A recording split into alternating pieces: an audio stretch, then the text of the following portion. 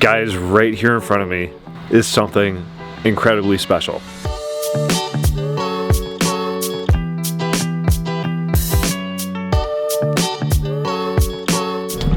Ladies and gentlemen, we're here in the beautiful British Columbia and we're in Victoria. We got the trailer. And as a lot of you already know, Colton doesn't like buying running and driving cars. What?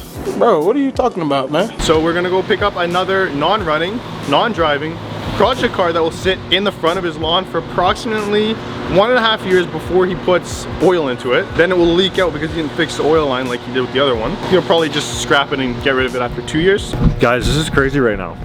I'm gonna get a car and I'm gonna try and fix it.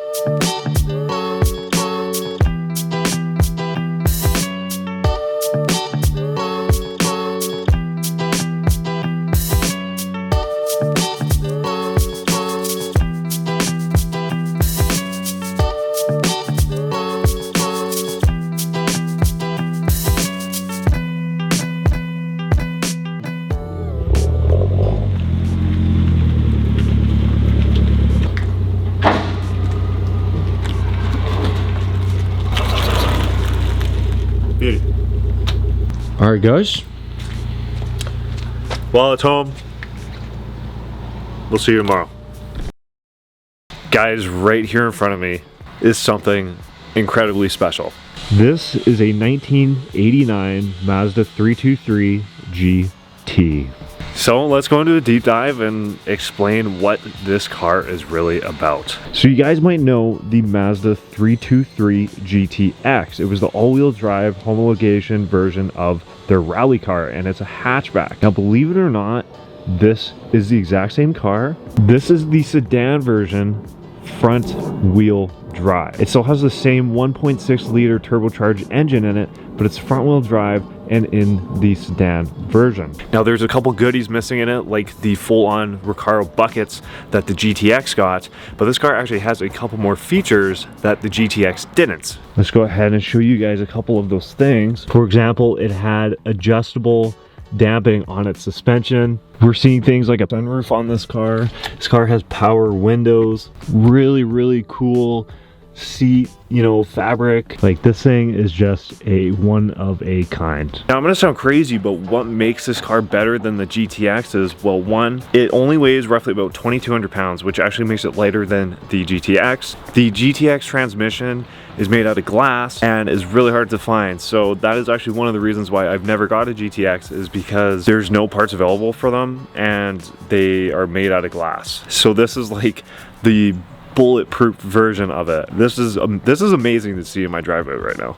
Now this car is really special. The story with this car is a fella on Vancouver Island owned this car and bought it in the early 90s as the second owner, I believe. He ended up by parking the car in 95 and then moving it to its final resting place in 98. This car has not been started, it has not been moved, it has not been gone through since 1998. That means that it's older, it's been sitting in one spot for longer than I've been alive. It has not been rained on, it has not seen the outside world in over 27 years. Just crazy to think about. It is raining outside right now. This is its first rainfall this car has seen in 27 years. This is just mind-boggling. So we got a little bit of a project on our hands. This car also has low mileage at 116,000 kilometers, which makes it my lowest kilometer car in my fleet right now. And while I don't plan on starting to work on it today, I do want to rinse it off and see how much dust we can get off of this. So you guys can see, I mean, this thing is just coated in just, you know, dust. It's been sitting in a garage for, you know, so long. Let's go ahead, give it a little spray and see what happens. All right, here's the moment of truth. I feel bad for like leaving this thing outside in the rain. Is this gonna come off? Oh yeah.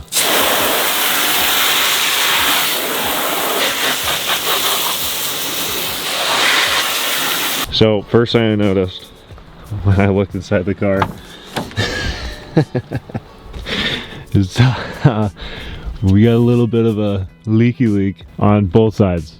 I mean, is that a thing from like the 80s? Do cars just kind of leak and you guys just kind of dealt with it? Or like, I don't know. I'm not that old. So here's where the magic really happens. Like I said, this is a 1.6 liter turbo. It's a V6T. It's very similar motor to the Miata.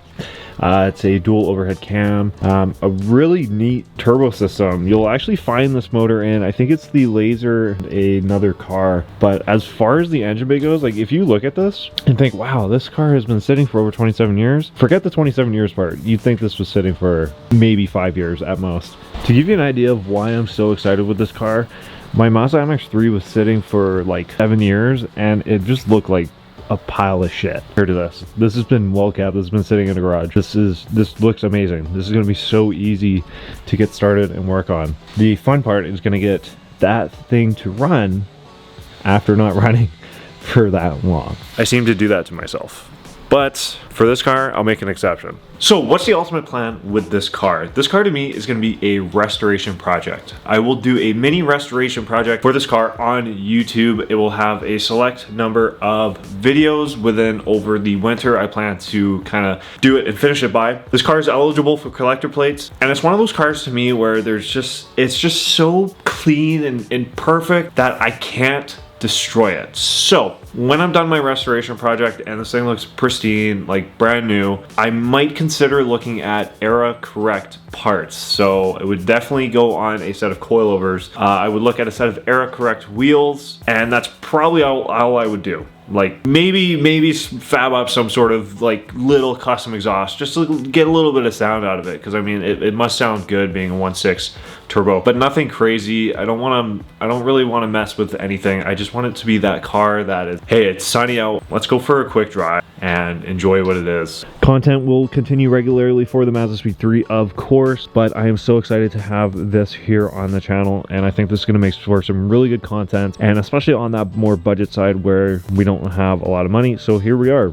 working on rare cars that people forgot about that still have a lot of value. Overall, what do you guys think about the 98 Mazda 323 GT? It sure as shit looks like a grandma car, but I bet your ass this thing is going to rip and be extremely fun and just has so much history behind it. Thank you so much for watching today's video. If you guys enjoyed, make sure to hit that subscribe button, leave a like on the video, and comment down below what you guys think about this car. I'm so excited to do this, and I hope you guys stick along for the ride. Keep it real.